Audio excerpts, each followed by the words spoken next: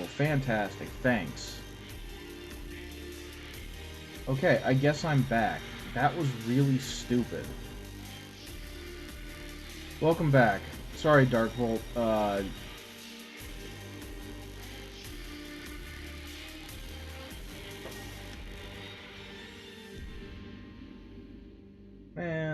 Man. Put in the app.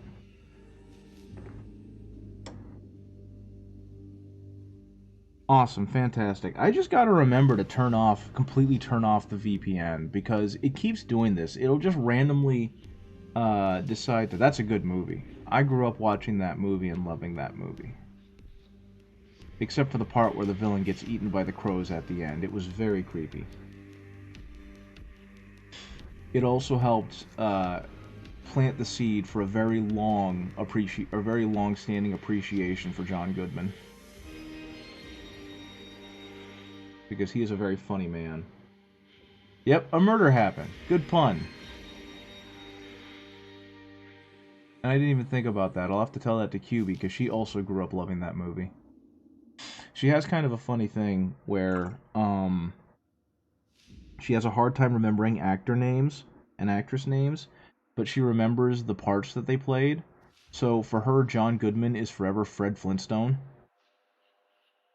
And my God, I just forgot the gentleman's name. Played Dr. Ian Malcolm. Jeff Goldblum. He will forever be Ian Malcolm to her. And I think that that's very funny and cute. But yeah, I always think of We're Back, because that's such a fun movie. John Goodman is Roseanne's husband, yeah. Dan Connor. Yeah, stealing the show consistently throughout that entire TV series, because Roseanne sucks. The show is great. The character's awful. And he manages to be like...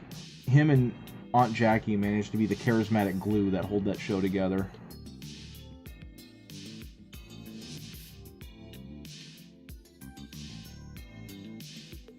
I mean, it didn't help that she also turned out to be a Looney Tune.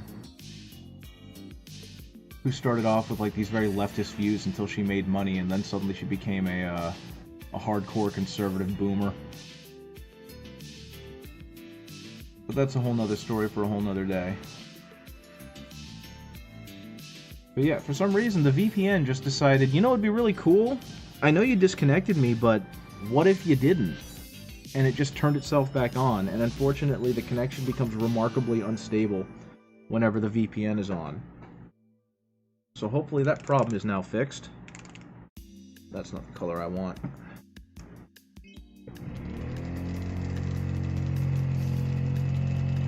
Well, that stinks. Okay, we're going to go with this magenta again, and we're going to use this to do the handle of the flag, because I forgot to do that earlier. And then I'm going to pull the brown back out, and we're going to use that to hit some of the other leather bits I might have missed, and to hit the banner paper. I was going to call it the parchment paper, but I guess it's technically both. I don't know if you know, but there's actually been a reboot of the series called The Connors, and Roseanne lost her job after she made a whole bunch of fairly racist comments about Michelle Obama, and so they had to kill off her character after the first season, which I guess was a good thing. But the show has continued, and I think it's now in like its 4th or 5th season, because it's been modestly successful. And I've been meaning to go back and watch it, but I just keep forgetting to. I watched the first season, and then the controversy happened, and then they were in limbo for a while, and now they're back. So I suppose at some point I should go back and start watching the rest of it to see if it's any good, because it was definitely leaning a lot more progressive with how they did the show. And I definitely appreciated that. I also appreciated that they brought back Johnny Galecki for like an episode or two. And had some references to The Big Bang Theory, which, while not my favorite show, is, you know, a pretty important career role for him. I find it kind of ironic that the original series ended with the husband's death and the reboot ended with her death, and now the sequel is doing well. Yeah. I mean, I guess, don't be a racist shitbag. But yeah, no, it's still the same show. It's still the Connors. They just removed her from the show by having her die in surgery, or something, or dying of a drug overdose because she became addicted to opioids. Which is also a fairly important topic to cover in a TV show like that. But, yeah, no, it looked like it was doing well. They had some fun plot lines. I think the fact that they keep making little winks and nods to other parts of the show's established lore is really funny. Like, in the first... I think it's in the first... It had to have been in the first season, because I haven't seen any other ones. Becky is obviously still struggling a lot, because even though she was a brilliant girl in school, she makes bad decisions. And they brought back the original actress to play her, Lacey Goranson. And, at one point she's trying to make extra money, and she wants to do so by being a surrogate for another mother who can't get pregnant, right? And they got as a guest star to play that surrogate, Sarah Chalke. And, who has become famous for being in Scrubs and being, Beth Sanchez, or Beth Smith in, Rick and Morty now. But, she kind of got her breakthrough role by playing, the character of Becky when Lacey Goranson went to college. And so they've had a couple of in-jokes of having Sarah Chalke guest star in episodes or cameo in episodes with very sly nods to the fact that they've had two women playing the one daughter. So, like, I think in one season they bounced back and forth between who was playing Becky, and that was late in the show, and in one episode they went to Disneyland, and, Roseanne looks at Becky, played by Lacey Goranson, and says, aren't you glad you're here this week? And her character just kind of looks confused, because that's a very odd thing to say to your daughter. But the audience got the joke. And in, like, another episode, they had, for trick-or-treating, Sarah Chalke playing, like, a babysitter or a mother to a bunch of kids who came to the door, and she just kept commenting about how cute the house was and how nice the family was. Hey, QB, how's it going? I'm just talking about how we were talking about Dan Connor because We're Back, A Dinosaur Story was brought up. And that got us talking about Roseanne, or got me talking about Roseanne. Hey, Grizhoot, welcome back. I don't know how many people are here. And, how they had a back and forth thing with Sarah Chalke being in the show as various guest characters.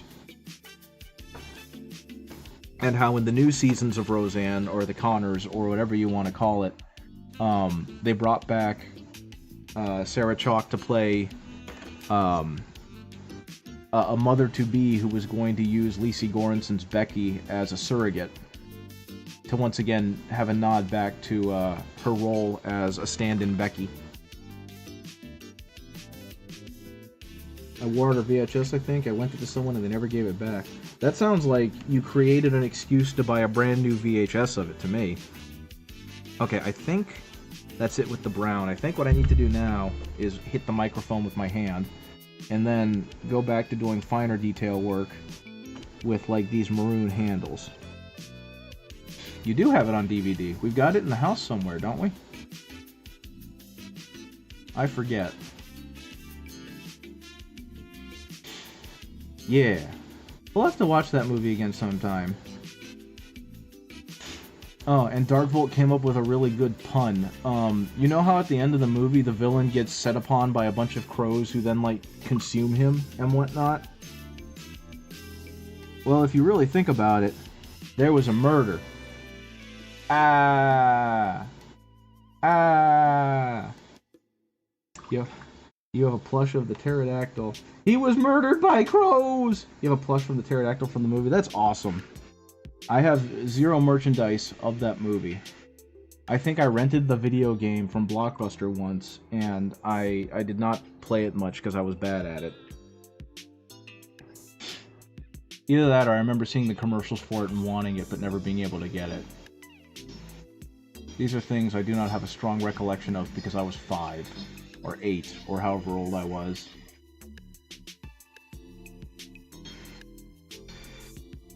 But yeah, up until Dark Volt mentioned it, I'd never made that connection in my tiny little brain. And so that made me laugh, and I thought you would appreciate that.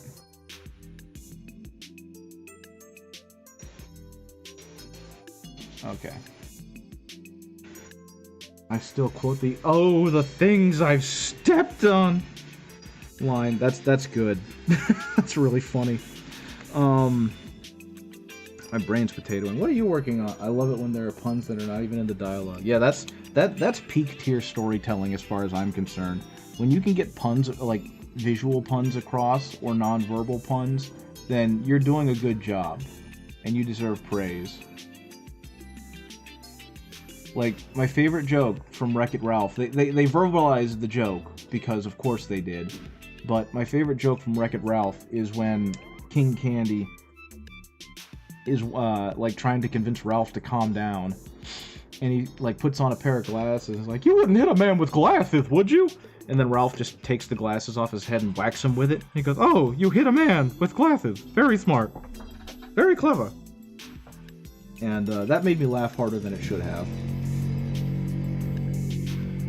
Speaking of that voice, I forget the name of the gentleman who like established or originated that voice. He played the Mad Hatter in the original Alice in Wonderland, but that's become like a famous voice to imitate.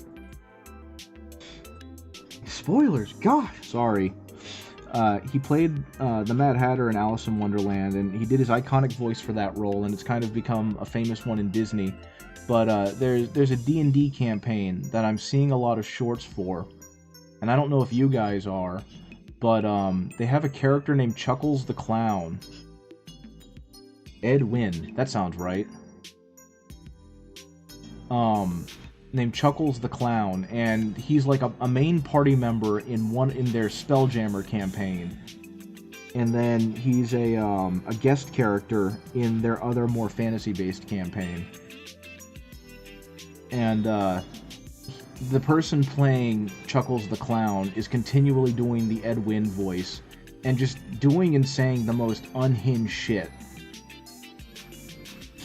And so I'm interested, but at the same time, I feel like that joke would wear thin across 3 hours of DMing, of gameplay. But I mean, the players seem to like it, or don't. My favorite thing about the TikToks is that Shuchiru, who is, I guess, best known for doing a lot of Game Grumps stuff, and some of the Ninja Sex Party videos, he's been animating those videos. And I had a moment when I first saw them, and QB can verify this. I remember I saw the first one, and I was like, wait a minute, this looks like Shuchiru. And then one of the characters did like a laugh, and the way it was animated made me go, yeah, that's Shuchiru. But yeah, I'm kind of interested in seeing it, and at the same time, I don't think I want to expose myself to more than a couple minutes of that stuff. I feel a little bit bad that he's become the central character of the show, because that feels like the kind of character that I would hate to have at my table for more than like a guest appearance. Okay. Now, honestly, I don't really know how to paint purity scrolls and the like. I know there's a way to be very, very fancy with them and make them look all worn and real and whatnot. So all I'm doing is dragging the brush across them to give them kind of that faded, heavily shadowed look. And hopefully it will be good enough for what I'm trying to do.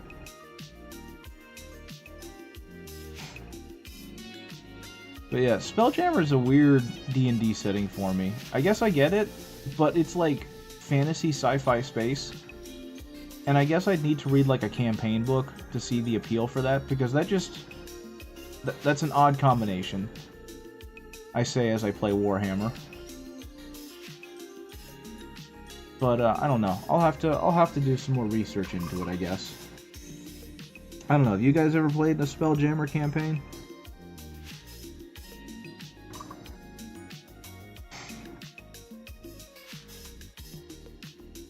Because it just seems like a very eclectic combination of things. I haven't, but I've read the source books. What's your take on it? Like I said, I think it's interesting, but at the same time, it just feels like, I don't know if I want to do this. I don't know if this is the style of game I want to play. Or would be interested in playing.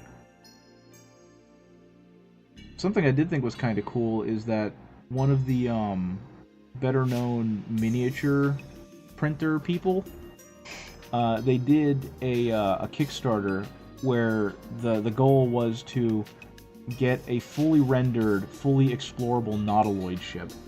The 5e ones are interesting, but they kind of sparse on details you think should be there. That's what I remember hearing. I remember people being a little upset that there was, like, I don't remember if it was justified slavery, but definitely, like, a hot-button topic in there that made people very upset. On top of the fact that a lot of it was just not really well explained. There's hardly anything for ship-to-ship combat. I do it similar. I started with them all being based and drawing super thin lines, and I did it with Ogre Flesh Wash, and now I just do it with a Shadow Beige and skip the writing. Fair enough.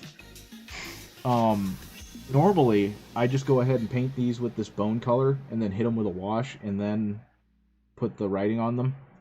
But I guess this is working okay.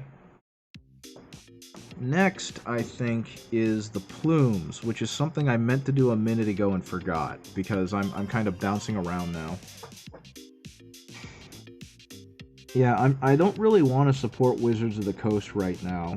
I'm kind of losing my desire to give them money because of a lot of the bad business moves they keep making, and I don't want to endorse it. Good enough is good enough until I find the patience to give it more attention. Yeah, I mean, what's going to happen? Is someone going to, like, grab your models and throw them on the ground because you didn't do it the way they like it? You're a lot more interested in the indie TTRPG space?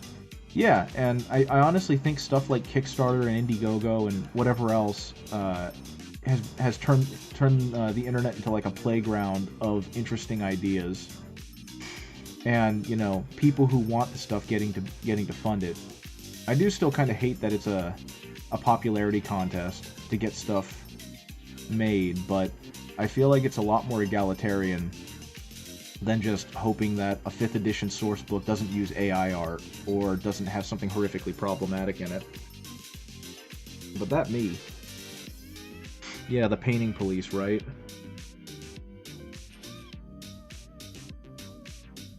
I don't know. I'm happy that elitism seems to be dying.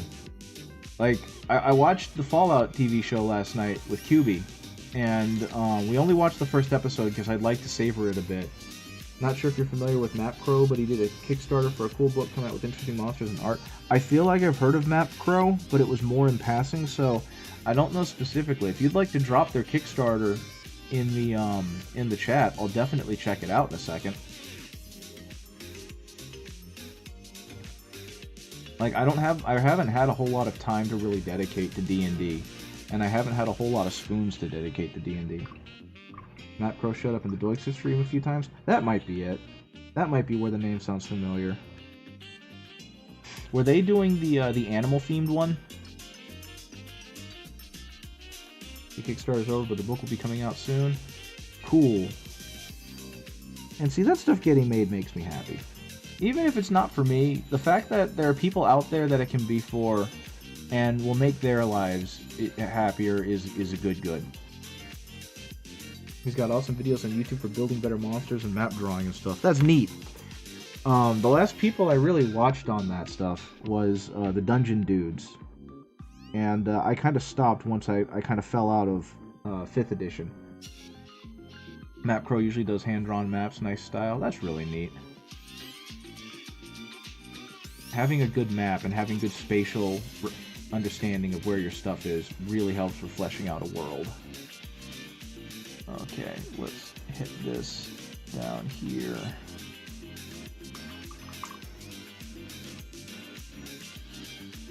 Okay. But yeah, once, like I said, I kind of fell out of D&D. I felt I wasn't having as much fun DMing as I thought I was going to, because I was putting a whole lot of pressure on myself to make everyone's story unique and interesting and impactful. And then a whole bunch of drama broke out between a couple members of the group, and I just kind of gave up. And then another game happened, and then a friend moved, and then his work schedule became funky, and so that game kind of petered off. So it's just been a lot of, like, the dreaded scheduling and whatnot. Okay. We're gonna leave the YouTube. It's fine. The drama was beyond. It actually had a lot to do with, like, I'm subscribed, and it had a lot to do with, like, oh, I know Map Crow. He's guested with Z Bashu, I believe, a couple times, which was pretty neat. I want to make a Nintendo 64 inspired TTRPG zine that looks like a Nintendo Power magazine. That'd be really cool. I remember when Quest 64 came out, being interested in that because it's like, oh, cool, an RPG for the Nintendo 64, and then it was always unavailable at the rental stores, and I never got to play it. And I have no idea if it was any good or not.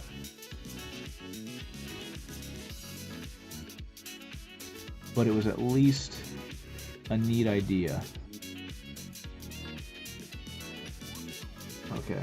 Quest 64 looks super cool and played so bad. That's unfortunate.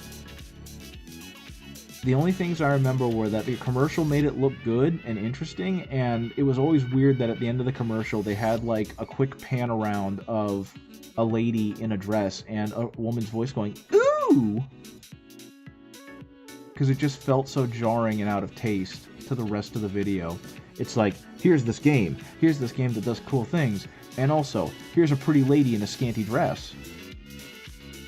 Or a skimpy dress, and it's like, that has nothing to do. Nintendo 64 was a pioneer machine. It meant it had a lot of growing pains. Yeah, that is also true. I think, honestly, my favorite thing about the Nintendo 64 was that they made really, really good pro wrestling games for it. And I was super into pro wrestling at the time. So it was like a perfect combination of me getting to be obsessed over that style of gameplay. And then everyone else for the rest of eternity trying to mimic it and doing a bad job. Because that is kind of what it felt like. Or kind of what it feels like. Everyone's still trying to reach the zenith that was THQ and Aki's pro wrestling design. Wait a minute. Oh, that's kind of neat. Did I put the wrong shoulder pad on him? Oh no, all the shoulder pads are unique. The fact that Ocarina of Time still holds up pretty well despite running at 20 frames per second, having muddy textures, is a testament to how good the Nintendo 64 was. That is true. I do greatly appreciate that, like, the only thing that anyone's ever need to do to the game was just, like, a couple of creature comfort things. And that otherwise the game is still solid as a rock. Okay. Like, I've never been much of a Zelda person because I was always bad at them, but I've always appreciated, like, what they've done for the adventure RPG genre. I love playing Ocarina of Time randomizers. Good luck with that. I'm glad that you have fun with it. That's so much more work and stress than I could figure to put on myself, especially since I never played Ocarina. No, I take that back. I played Ocarina of Time once. Hey Remnant, how's it going? We're talking about old school games. Because we were talking about D&D, and then we were talking about map making, and then we were talking about Nintendo 64. So now we're on Ocarina of Time. I got to play Ocarina of Time once, and I was super excited because the cutscenes that they showed the trailers made that game look so unfathomably awesome. Finished your last zoophysiology lecture. Good gravy. Congratulations. That's quite an achievement. I have never been, Soul? I don't know. Okay. About to say. I did okay in college, but I could have done better. But that's a whole different story. How do we feel about the new Custodes Codex?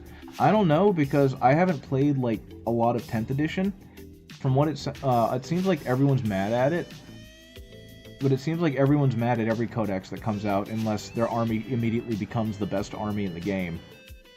So I don't know how to feel. I did like what I saw about having some detachments that made the Sisters of Silence more integral to the Custodes army and giving complementary buffs. But at the same time, I don't play them, so I don't know what else mechanically they did. The internet is mad as a default state. Yeah, that is true. In a lot of ways, I think I prefer madness, upsettiness over the gameplay mechanics over upsettiness because there's now a lady. But that's another thing. I feel bad for Auspex Tactics because apparently he got dislike bombed because of angry Custodes players. Yeah, I saw him talk about that. And it's like, how dare you people? Do you not appreciate nor understand what this individual does? What this poor servitor is being put through to give you this information as rapidly as they do? Yeah, Auspex is amazing. I kind of wonder what they're like in real life.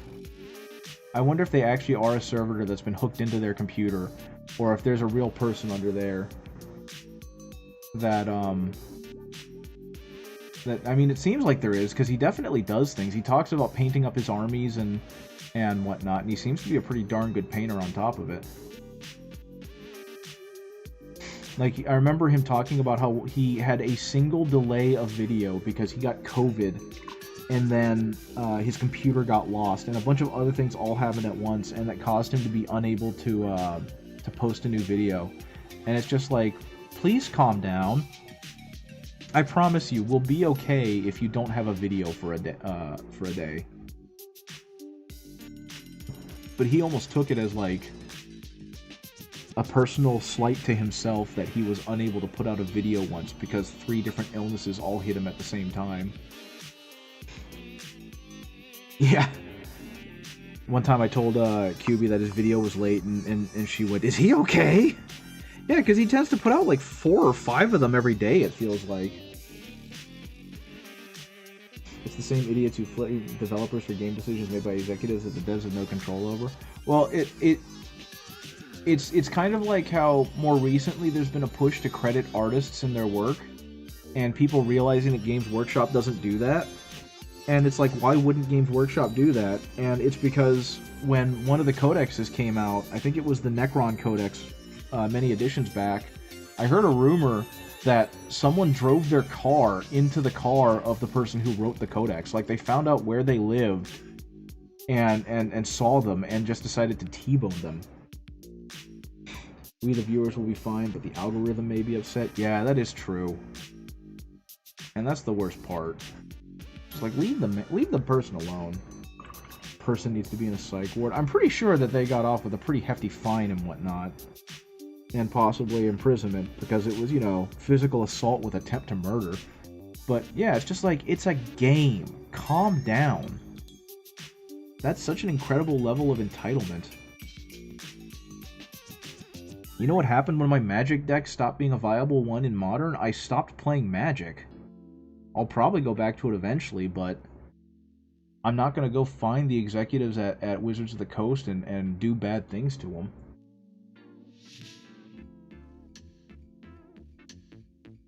Yeah, it was definitely... I mean, I don't know if that's true because I heard it on a message board with when people were talking about why they don't credit artists anymore, but I wouldn't put it past them, you know?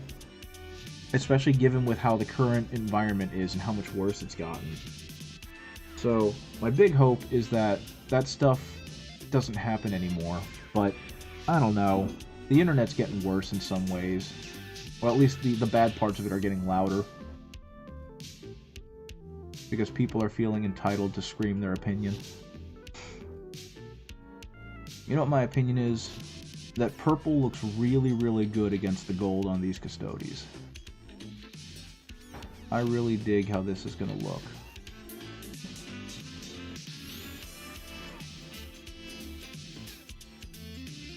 Okay. Anonymous good opinion, yeah. I remember reading that some people wrote to Baldur's Gate 3 devs with threats and insults because the game didn't have mod support when the devs said they were working on it. Yeah, or like in when Critical Role campaign 2 happened. Oh my gosh, why am I forgetting the man's name? or the person's name, but their character Mollymock, who was, I believe they were a queer-coded character, they rolled badly, and Matt Mercer rolled better, and so he ended up killing Mollymock. And the internet started sending death threats to Matt Mercer. Taliesin Yaffe, that's right, thank you. And it's like the internet started sending death threats to Matt Mercer for killing this character, when it was just kind of how the dice rolled. Because Matt was... I don't recall. I'm not going to say yes or no. I do not recall. But why to Matt? Because he was the DM. And in their mind, he was the one that was in complete and utter control with everything, so he could have just chosen to target another character or do something else. Which, you know, But yeah, it was just absolutely bonkers to me that Taliesin is an undying specter from beyond times. Yeah, that's also fair. But yeah, just the immediate vitriol that caused people to have that kind of hatred towards Matt Mercer, to wish violence upon him for something that happened in a game, is just beyond the pale. And then there was the whole thing with people sending death threats to, oh my gosh, why am I forgetting her name? She's also in Critical Role. She was in The Last of Us 2 as, I think, Abby? Common sense isn't common. Yeah, no, the reasonable person standard is stupid. Laura Bailey, that's right. Laura Bailey. She played the deuteragonist / antagonist in The Last of Us 2 that kills Joel. Spoilers for those who didn't know that. And people were sending her death threats for killing Joel. It's like, it was a character she played in a video game, guys. She didn't write the script. She didn't wish death on this character. It was her acting.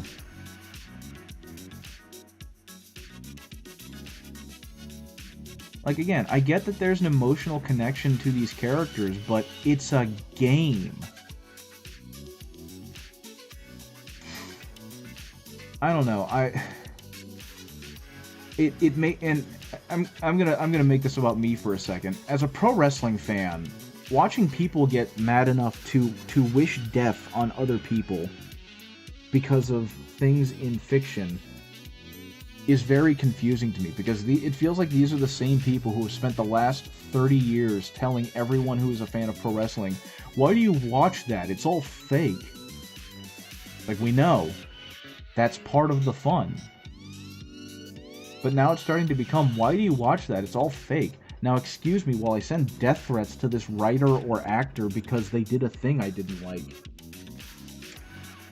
The gameplay is amazing, but the story is poorly structured. I've never played a Last of Us, so I have no clue. Everything I watch is fake. I kind of hope so. I would really hate to know that there was a group of cannibals that broke into a vault and killed and murdered and ate a bunch of people and then tried to do the same thing to another vault. That'd be upsetting. Like, guys, you're taking the show a little too seriously. The poor guy that played the Kid Emperor in Game of Thrones. Yeah, speaking of people who don't deserve... they weren't cannibals, they just thought they were violent raiders. Generally, in the Fallout, the two go hand in hand. And I think when the little brother found the one dude in the chair, he had his foot severed. So I think the implication is that they were also cannibals. But I could be wrong. That could have just been an act of mutilation as a terror tactic. You're going to mute? That's fair. If it makes you feel any better, I'm not going to be here much longer. I got to get up and get ready for work, because I've got to eat an early lunch, and I've got to... Below the knee, I thought they just chopped him up. That could have been it! When you talk Fallout, I just started watching. I'm only in episode 2. Well, Remnant, if it makes you feel any better, I only watched the first episode, so you're actually ahead of me. You are ahead of me on the show. I've got nothing to spoil for you because I don't know anything.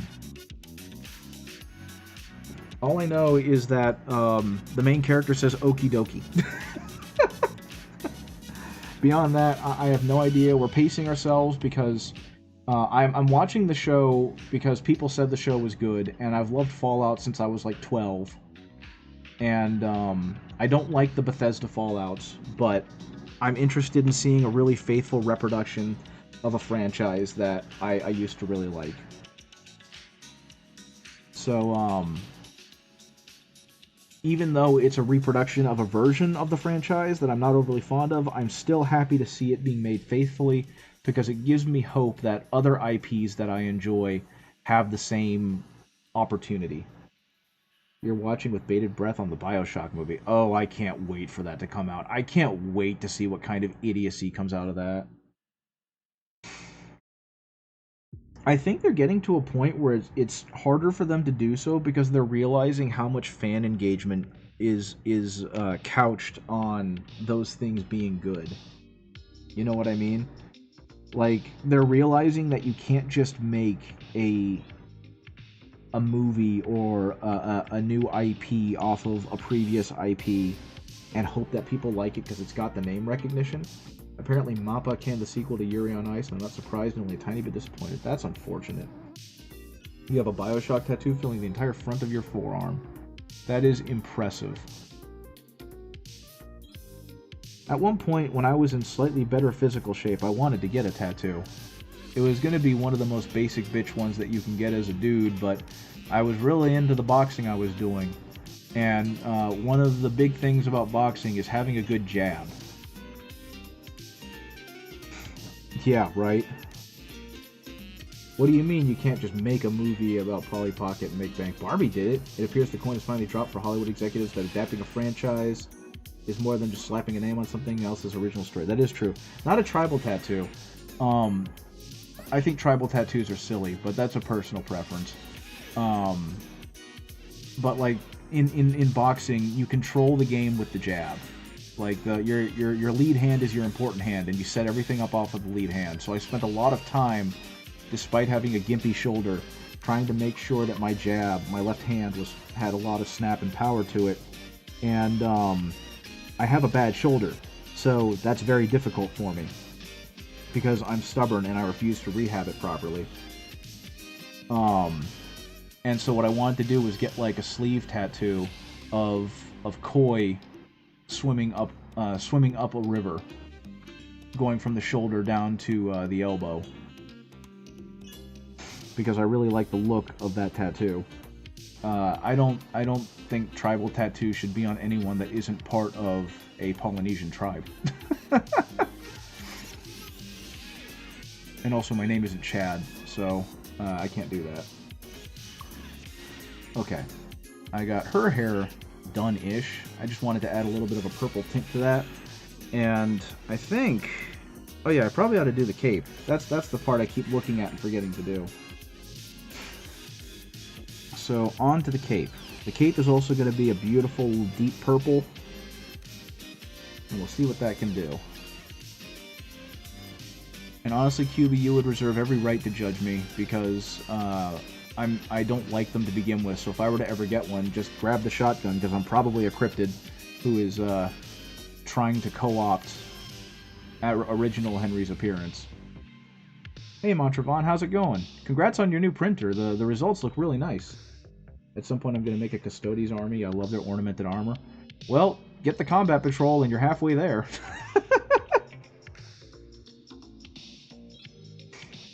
Where's my husband? I'm right here.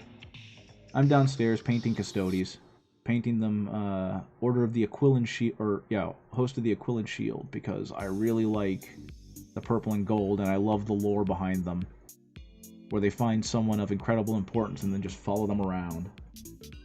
Yes, Art by QB is my wife. She's three floors above me right now, in her office studio near our bedroom, and I'm down in the basement in my painting studio because resin creates chemical fumes, and that's not good to have in a painting studio.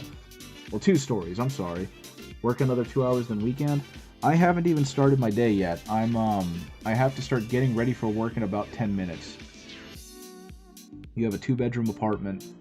Understandable. In this economy, that sounds about right. I got incredibly lucky, and we have a house with a basement. Yeah, if it was story 3, we'd be in the attic, which is the eventual goal when we finish the attic, you know, sometime in the far-flung future. But right now, that's not economically feasible. If it were floor, it would be the roof. Yeah, pretty much. But I got incredibly lucky, and when my parents decided I needed to go to college. Like, they didn't care what I studied, but I needed to go to college because a degree was going to help me more in life than if I didn't have a college degree. And to make sure that I didn't have the economic hardship of student loans, they took on the student loans but signed my name on the bottom so that it would help me build good credit. And then they took the cost of the student loans up until my grandmother died, because she had a house in California right in the middle of Silicon Valley that was bought before it was Silicon Valley. So they sold it for almost $1 million, split that inheritance with his brother, and then paid off my sister and my student loans. Hey, Mommy Dova, how's it going? You arrived just in time for me to sign off. Not quite, but I am signing off very soon because I have to get ready for work. Good decision by your parents. My father was like that too. Yeah, they really couldn't afford it, and life was definitely difficult for them for a while, but then Grandma died, and they became flush with money that they then invested wisely, so they're living pretty comfortably right now. Costs in Danish, what are student loans? Yeah, I know, right? It's this crazy thing that the United States government makes you take so that you can never get anywhere, while then complaining that you didn't work hard enough and you shouldn't have gotten your liberal arts degree. But beyond that point, because I didn't have any student loans to pay off while I began my education career, after my first year working, I was able to purchase a house. And so I bought like a single-story, single-family home my second year of teaching, and I lived in that for a few years and did some renovations on it with my father, and met QB and married her, and then she moved in. And then we ended up realizing that the house was too small for our eventual plans to have a family. So we sold the house for about $50,000 more than I bought it, and we moved to a larger single-family home, surprisingly just a couple blocks down the road, which is now worth about $40,000 to $50,000 more than we purchased it for. So, yeah, better keep them away from the Games Workshop hobby. We also added a cat to the family. What paint is that purple? A lie is what it is. It's Vallejo Model Royal Purple mixed in with Vallejo Model Black. Yeah, we also adopted a stray kitten, so we now have two cats and a dog. And I'm really sad that I now have 8 viewers, apparently, because I need to leave in like 5 minutes. But yeah, I've basically taken the Royal Purple Vallejo and mixed it in with a lot of black, and now I'm just kind of slowly decreasing the amount of black and increasing the amount of purple. In Germany, tuition fees are €150 per semester. You need to stop. You need to stop, please. White picket fence and 3 animes. To give you an idea, Montrevon, when I went to school almost 20 years ago, to take a full class load with in-state tuition, it was $15,000. And they had a government loan system set up that meant that if I had been paying it off reliably for the past 20 years, 20 years, I probably would owe more on the loan than the loan was originally worth. Which is what's happening right now with Art by QB, because the loan system is incredibly predatory. Yeah. And the only reason, I mean, I would have actually, this last year, had my loans forgiven because I had been a public servant for 10 years, which is a corollary they put in there, that if you're a public servant, if you work for the government for 10 years, 10 straight years, 10 consecutive years, your student loans are forgiven. So, that's what my wife is going through. She's a teacher. Yeah, and it's bullshit. I hate the fact that it's so far out. I feel like you should have your, especially if you're becoming a teacher, you should have like your loans deferred until you as long as you're teaching, and as soon as you hit like 5 years, you've effectively paid back your debt to society, if you want to call it that, and your loans are forgiven. But that's just me. And I mean, I don't think I could have done much more in terms of paying back my student loans with my body, because I ended up working for the school system to such a degree that my health completely failed on me, and now I can't. So I don't know what more I can do to prove that my loans have been paid back. I literally paid with my body and my health. And now I'm working for a job that pays me a third of the income until I can eventually move on to something better because of, needing to cross-train. That became really angry, and I'm sorry. This is not what the stream's supposed to be about. I don't want to be on here whinging about my current economic situation. What I do want to do is talk about how nice this layering is coming in. I like it. It looked good.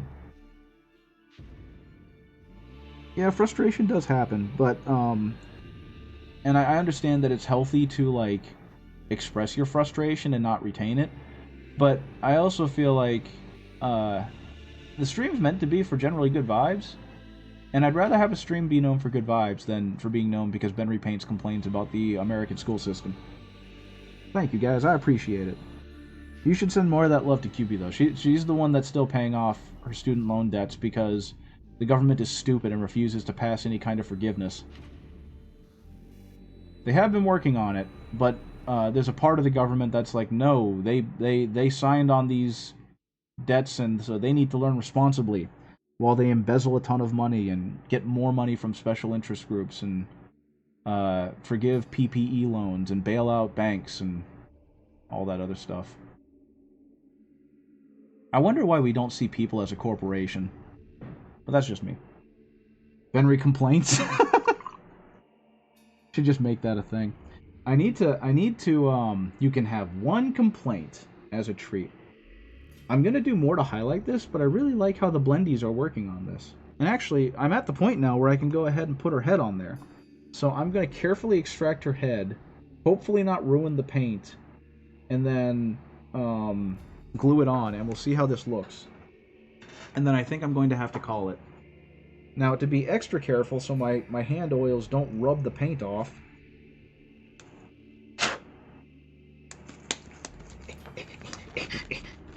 come on, get on.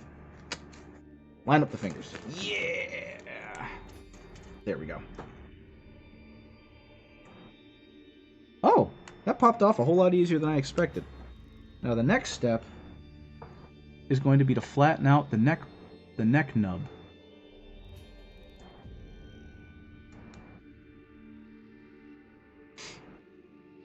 And the last step is going to be to put an obscene... Tuna's chewing on his leg in an odd way, and something's not quite right with our chat. Yeah, that's because we found Tuna in the garbage. Tuna dumb. But that's okay. For anyone who watches Doig Swift, Tuna is the one that we named after Swifty. It is Tuna Swifty. And Tuna is definitely an odd one, and that's okay. We love Tuna.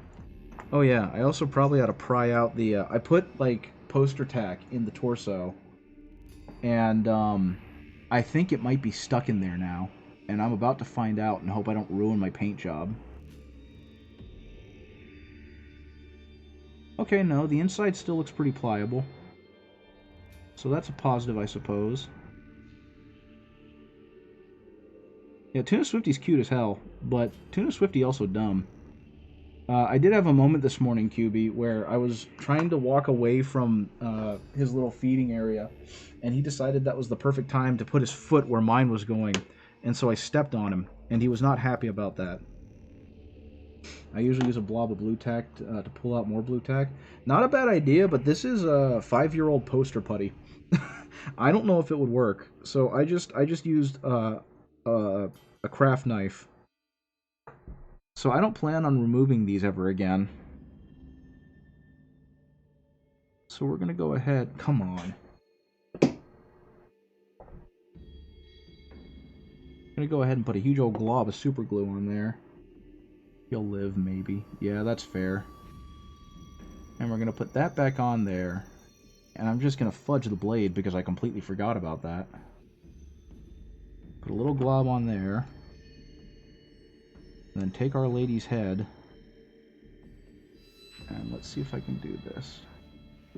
Screwing up her head. It's so tiny!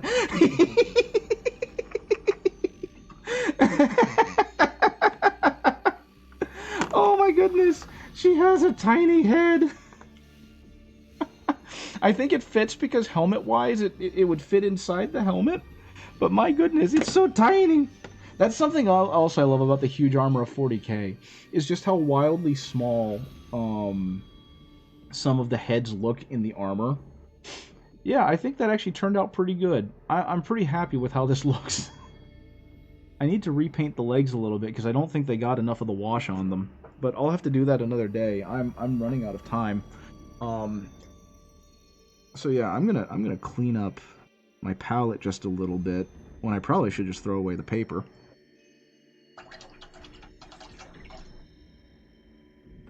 That's okay. Thank you for being here, guys. Again, I appreciate the company, and I hope you have fun just kind of chilling and listening to me ramble incoherently. Nobody needs a big brain in 40k so the heads can be smaller. You are not wrong. The only person that does has 3 consciousnesses in them. So I'm going to touch up the purple on, like, the pauldrons and the gemstones. I'm going to continue working on this cape to make it even, like, more prettyful. And, but that'll all have to be another day. Possibly Monday or Tuesday. I don't know. Next week, I'm going to another store that's almost an hour away, so my ability to stream may be a little compromised. We'll have to see. We'll have to see. But in the meantime, I'm going to go ahead and hop off. Let's see if there's anyone on. Oh, Commander Mittens is on. And they're working on a subathon, so let's head on over there and see what we can do. /raid. No, /raid. Commander Mittens. I think that's their name. I'm going to hop into their stream real quick and mute it. What's Commander Mittens Co? Yeah, that's something I need to do. Let's take that. Paste. Okay, guys. Thank you again for joining me. I do appreciate it. I hope you have a great rest of your day. I hope that I can make it through my day pretty easily since I'm just staring at a computer screen, but I will see you later. Have a good one, and goodbye!